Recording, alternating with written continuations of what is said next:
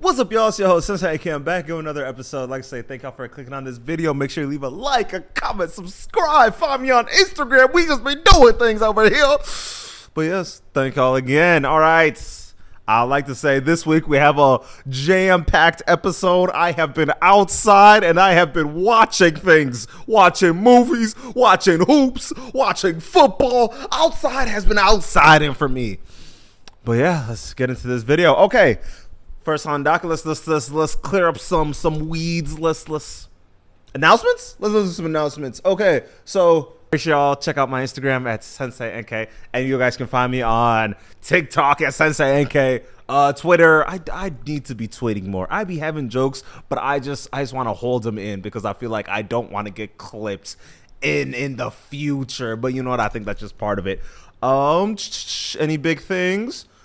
So I have been posting a lot on my personal YouTube channel where I just been watching One Piece, watching different shows, living life, making a bunch of TikToks. It's a very fun atmosphere over that side. So yeah, check that out. Been doing a couple comedy shows recently. So yeah, that's how life's been. Make sure y'all check me out on all social media platforms. Yeah, let's get into the episode. I would like to start it off with, have y'all got the chance to watch the movie Him? Because I made sure to go check that movie out, and honestly, I have a lot. All right, I'm gonna give a couple first thoughts to the movie. So if y'all haven't watched the movie, go watch the movie. I'm gonna be pretty vague because I don't want to spoil the movie too much, but I do want to give y'all enough to really entice y'all to go entice.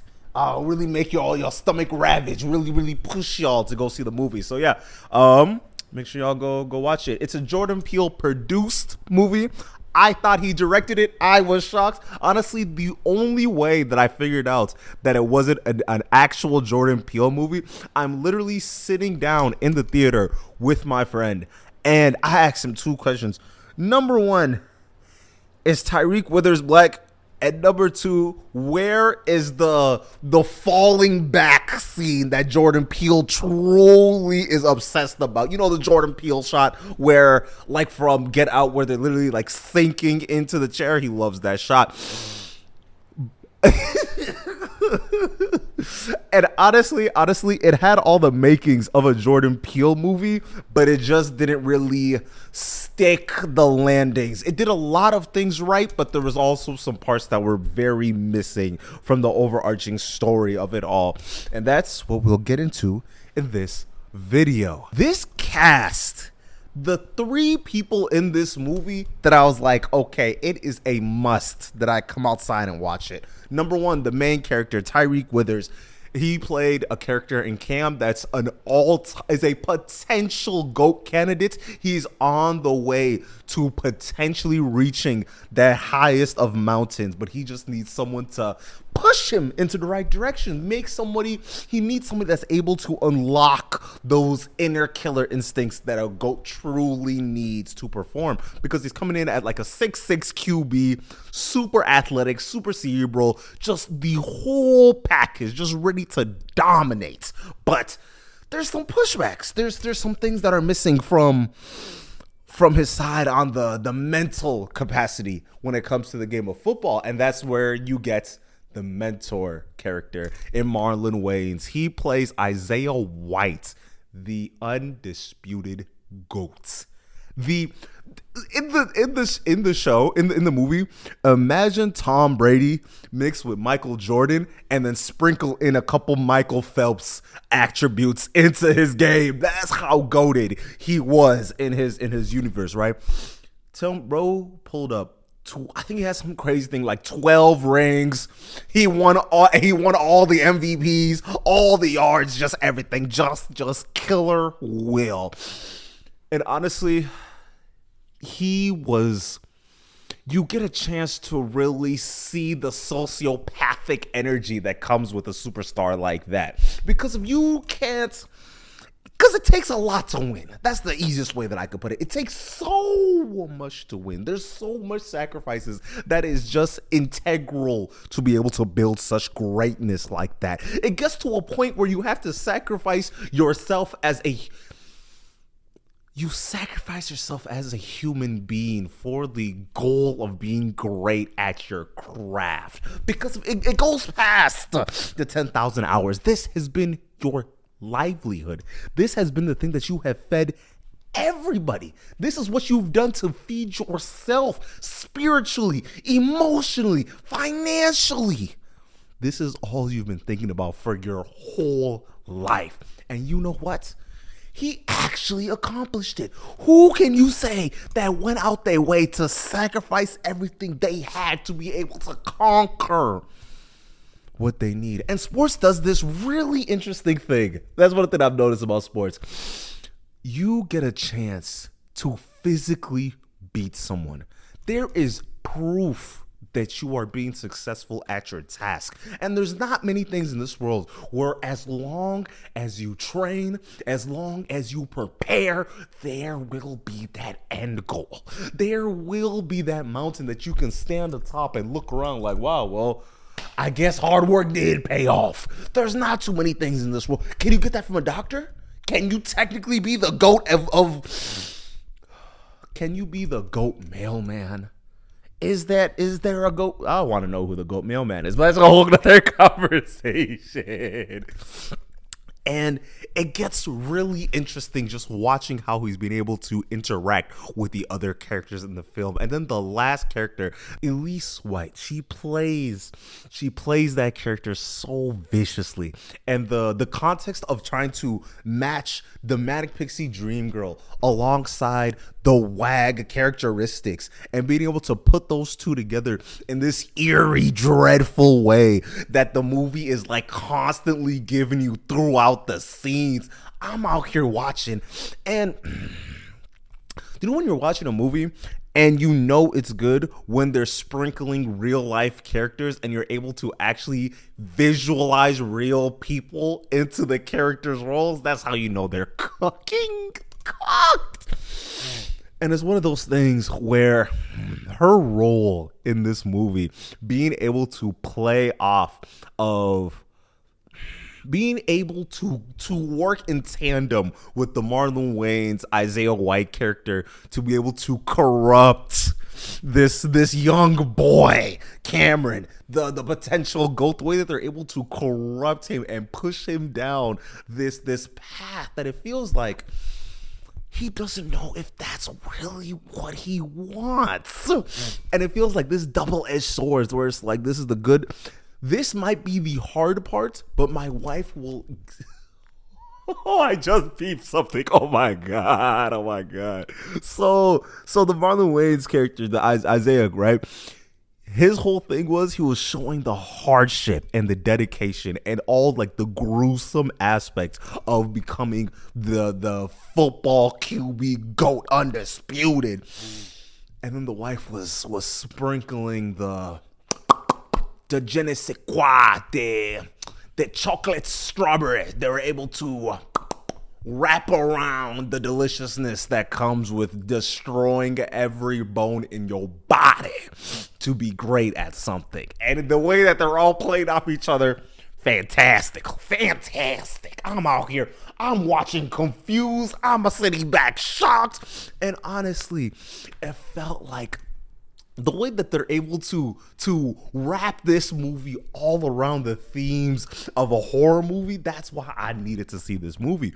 Because I'm like, there's so many ways that you could take this movie. Number one, football might be the most gruesome sport in the world. Like, honestly, in my opinion, undisputedly. The fact that you have full-grown men running full speed at each other and doing whatever it takes to get that other man down. And one of the parts about football that I feel like it's it's not spoke about enough is the fact that football does this thing where they're actively making their players as big as humanly possible. And that's for a couple of reasons. Number one, you need that cushion in the pushing to do the tushing. You need it. If your linebacker don't weigh enough, they are useless. If you have a QB that does not weigh enough, they will be hurts. You're actively putting on such a muscle so you're able to even last. 17 games? They play 17 games a year. And half of them barely is able to walk out the enders. Half of them are only able to leap out the other side on NFL Sunday. And then one of the things that you're not noticing, there's a past, present, and future aspect of it all. Because I was just speaking on the presence of it, right? But watching, I've gotten a chance to really watch older NFL players, older NFL legends that their body is beat to all the hell. Their legs. You see a guy like Shannon Sharp with the limp. You already seen it with Jason Kelsey where his arm ceased to do a little shake. The only dude right now that's the only ex-athletes that I've seen on television right now that their body doesn't look like it's always in constant pain is Peyton Manning and Eli Manning. Those are the only two guys that don't seem like my back every single time you see them do any type of dynamic movements. And then we can move on to another part. I'm watching. You could start playing football at 5, I think 4 or 5. That's when you could start pee-wee football. That's insane. That's so great. That's so crazy. And one of the things you're not noticing, especially when you have these players, you have these kids playing at such a young age, there's this factor where you're actively grooming them into the player that wants to be doing this full time. Because of when you are playing as a child,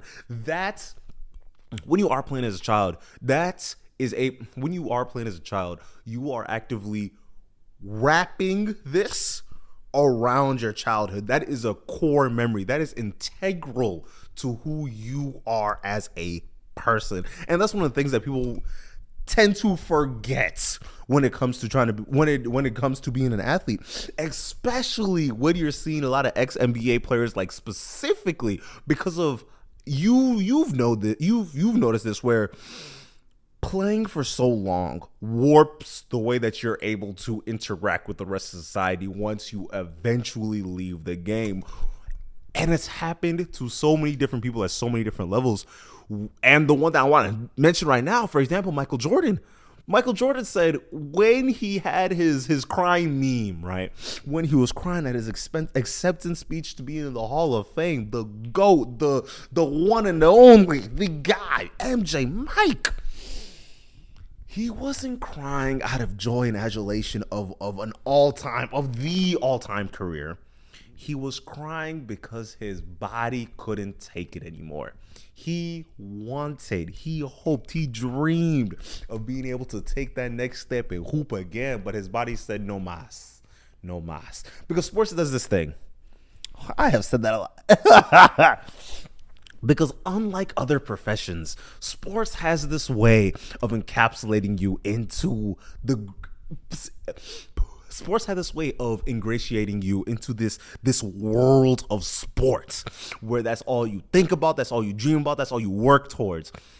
And one day, you cannot play, even while your mind is sharp, even when your skills are sharp. But if your body can't push it, you are donezo. You are cooked, finito, finesse, guapa, cooking them. You ain't gonna be moving no more. One of my favorite athletes of all time, Kevin Garnett, he even said it where he was like, when he came back to Minnesota, he thought he still had it. He truly believed that he was the Minnesota KG of old, where he could come in, start, average 26, kill them boys. But his body just couldn't keep up. Because like I'm saying, there's not too many careers where once your body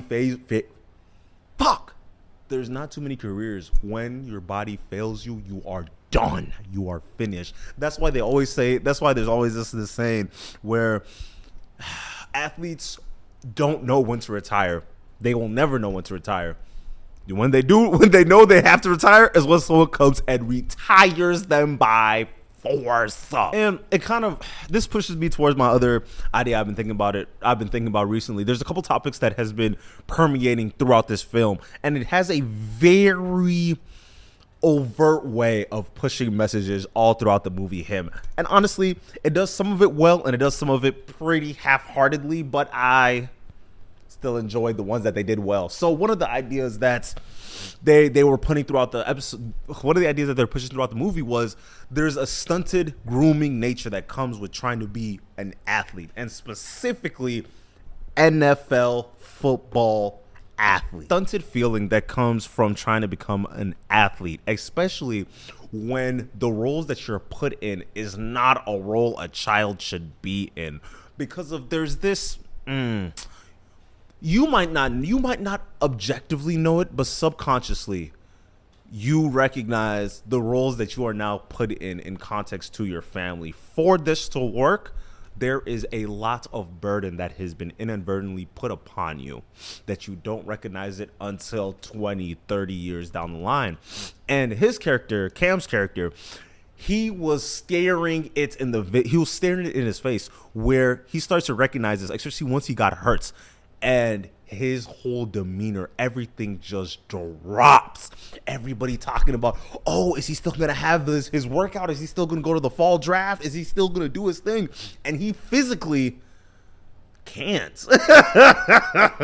He's a little off. He's a little mentally not there after his attack. And one of the feelings that it feels like he was pushing out was, well, I need to go to the league. So even if I do have a concussion, even if I can't feel my left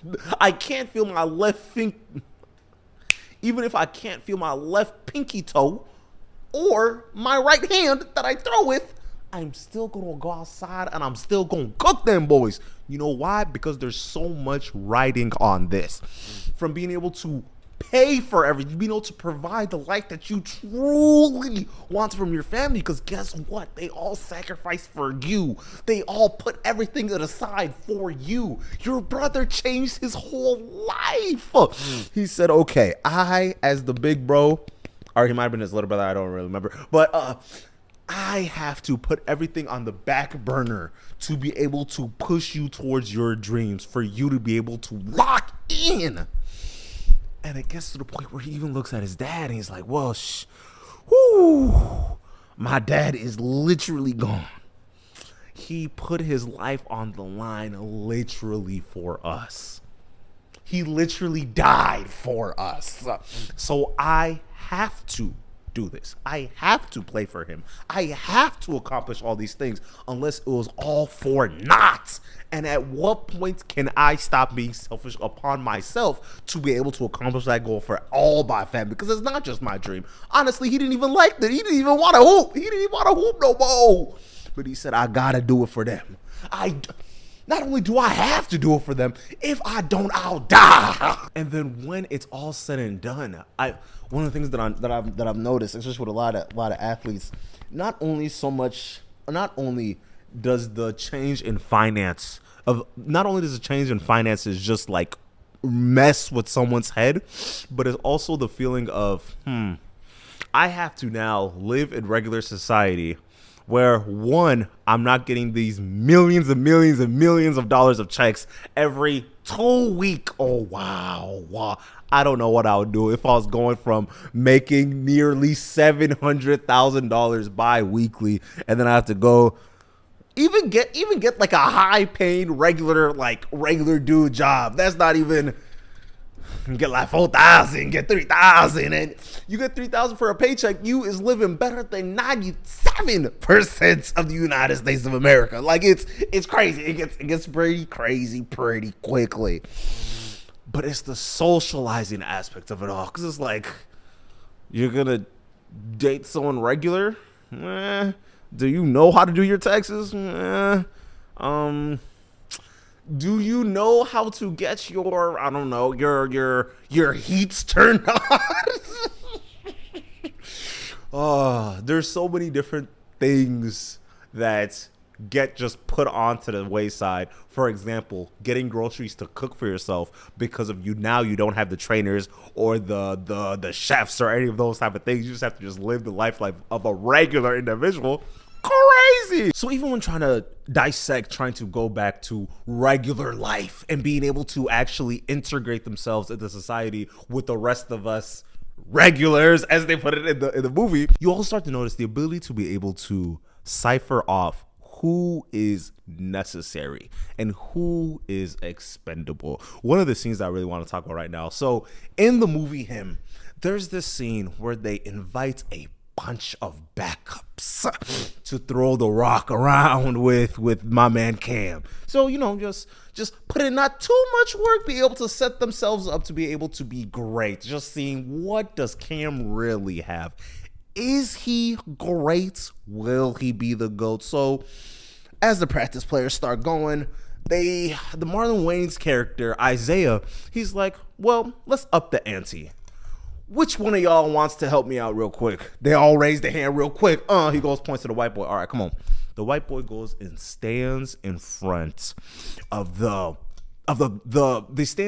machine that throws the football, right? Literally says just face in front of it. For every mistake that Cam makes, the practice player gets a football directly into the face at 60 miles per hour. And as the workout goes through, he's just cranking it up a little bit more. At a point, it feels like a sadistic ritual with the tendencies that's going on with everybody, especially with the Isaiah White character, because all you see, he's just giddy. He's excited. He's loving it. He's watching it. And he's getting to the point where it feels like he's slowly getting off to the idea of Cam starting to worry. And as the training goes on, as the practice wears on, Cam recognizes, like, okay, to protect my team, I need to be perfect. There's no mistakes. He just starts wailing. He starts going. He starts doing his best. But there's still mistakes. And his practice teammate is still getting it in the face. You see teeth fly out. You see blood going. You see hair going. He look fucked up. He looking like he's looking like he having a bad time. He's looking like he ain't enjoying nothing. So as it goes on, Cam starts to lose his cool. He starts yelling at everybody, and then they stop the practice real quick. They're like, hey, you can't get mad at them. You know why? Because you're a goddamn QB. You are the guy. All the praise, all the hate, all the adulation, everything is on your shoulders. You just have to deal with it. That's why they pay you the big bucks to begin with.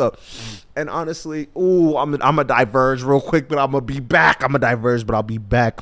That kind of reminds me of one of the other overarching themes that they're giving out with the feeling of this theology that's behind football in America, this over-reliance and mythologizing of these players, especially QBs. There is nearly hymns being sang about these guys. There is this love and adulation that not too many humans in the world ever get the chance to witness. Being an all-star QB, you know what? Let's lower it. Being an all-star QB in your high school in the state of Texas, you a top guy, you a Kyler Murray level dude. You are being praised. You are actively generating so much bread for your city. The love for this city.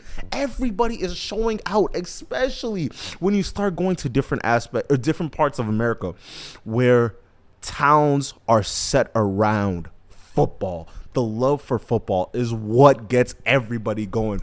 People love their wife because of the football that the high school is playing. So how can you imagine the NFL level, the greats, the actual GOAT players?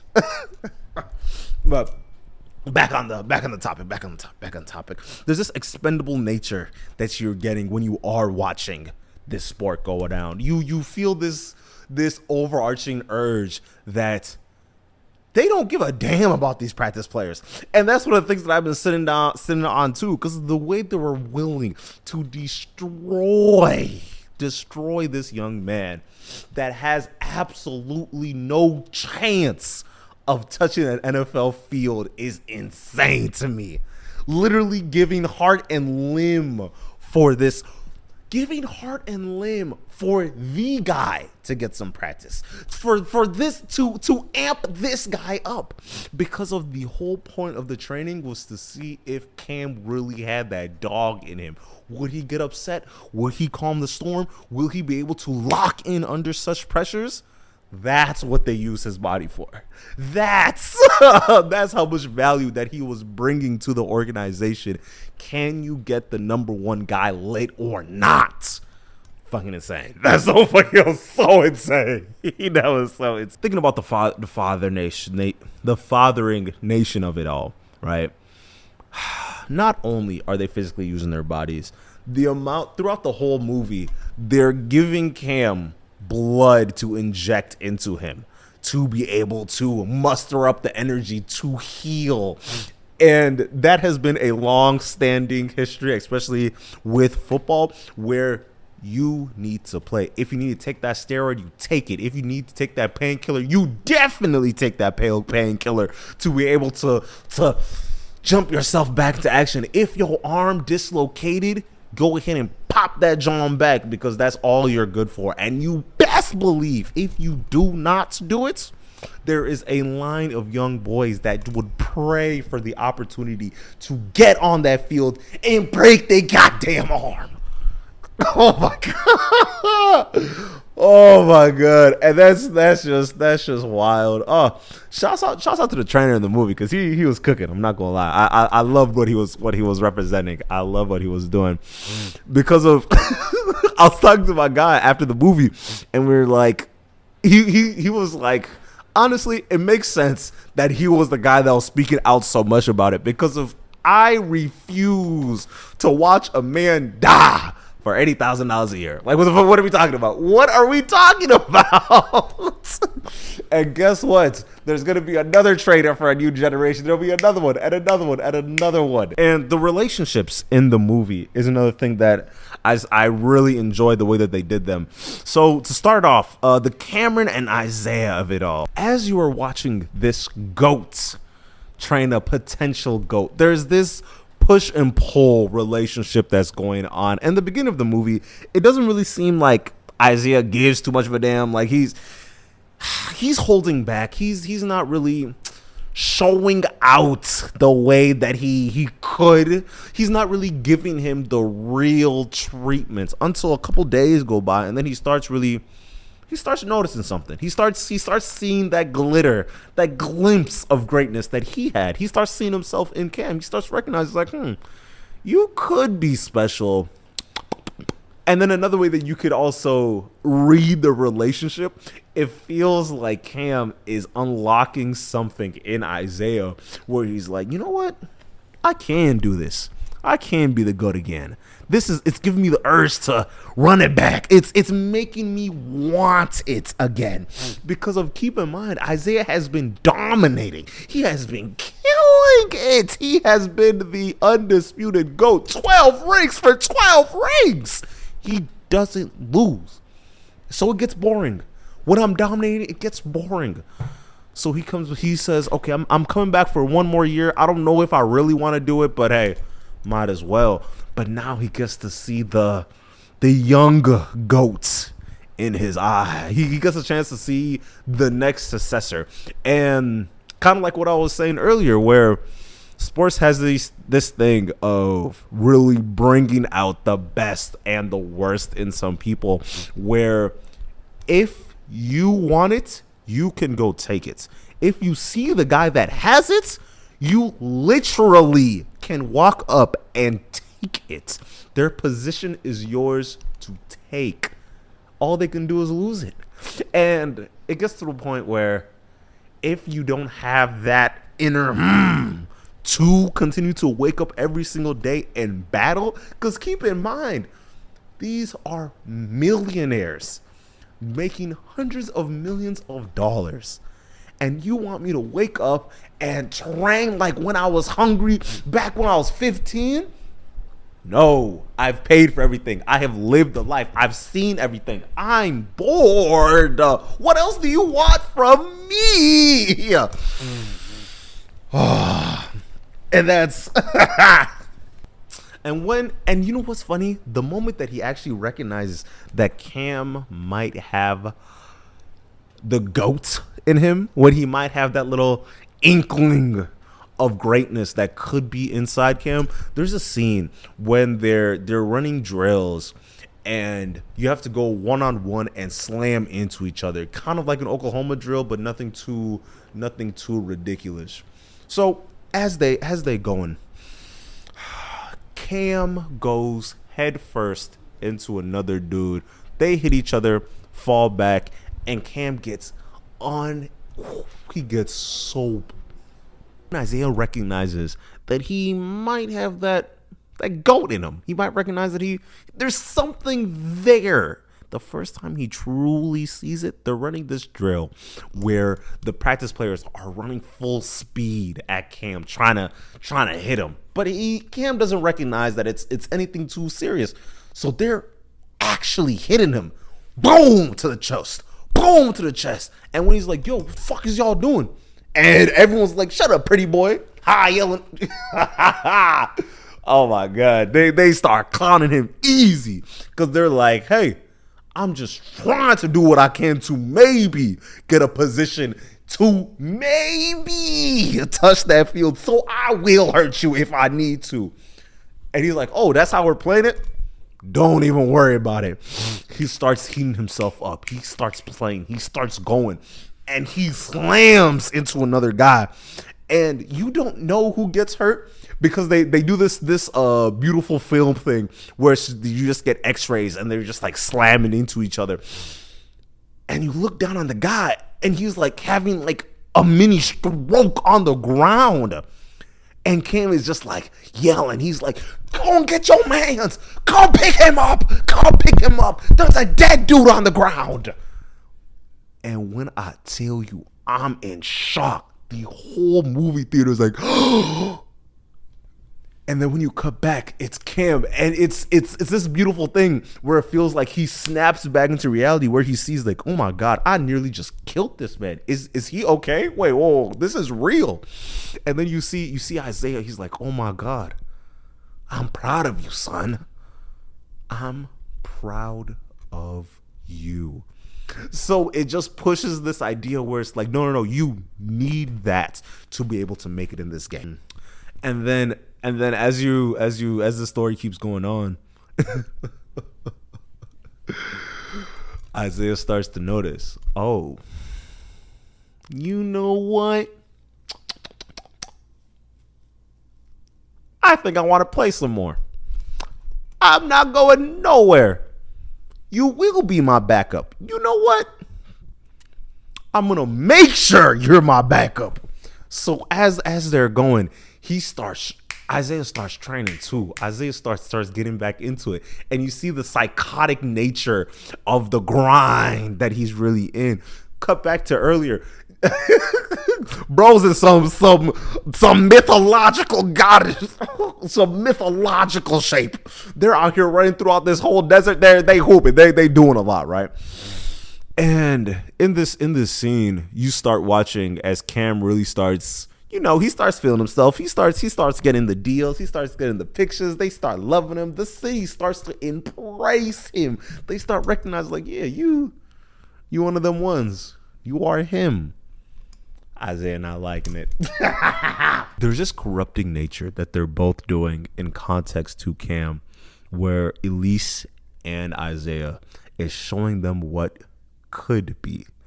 And it gets interesting because even when Isaiah is like, no, I want to keep playing, you see how Elise is like slowly like ushering him into the, you know what you can have? This is everything you can have. And you know what? This is the sweet side. This is the good side. This is all the things a young boy could ever want. They start showing him the money. They start showing him the girls. They start showing him how everyone just slowly starts looking at him like, hey, you are him. And Every man wants to be you. Every woman wants to be with you. That's all. That's the energy that's going through. They're showing off the lust the industry can start throwing in your face. And if you're not wise to it, it will eat you up and spit you out pretty quickly. There's a whole bunch of ritualistic stuff. It's baddies. It's crazy. I'm not gonna lie, it was crazy. Go watch it specifically for these scenes moving on. But some of the aspects that I will say, but now that we're close to the end of the movie, I want to say the parts of the movie that I don't really like. Number one, the last 15 minutes. I'm not gonna lie, I didn't like it. I did not like the way that the movie ended, because it felt like they were giving us an ending that wasn't warranted. They did not set up this ending. They didn't set up the ending in a way that feels like it paid off what they've been trying to set up throughout the whole movie. It feels like there was 20 minutes that was removed from this movie. At the last 15, it feels like there was 20 minutes that should have happened to explain the turn of events, because of out of nowhere they just start sprinting to the end of the movie. I'm sitting back, I'm looking, I'm like, wait a minute, who the fuck is that? What is going on over here? And the main idea that they're trying to give out throughout the movie is Cam didn't want to be a football player. He never wanted to be a football player. He just wanted the love from his father. And you know what? Football went and took that love from his father. Just took it away from him. You'll know it if you watch the movie. And now he just have to sit with this, where he has dedicated his life to be the GOAT. He has put everything to be able to get there. And guess what? You never wanted it. They literally pushed you down this train for the past 20 years of your life. And that's the movie Him. Make sure I'll leave a like. You know what? Yeah, I'll just cut this up and put it over there. But yeah, great movie.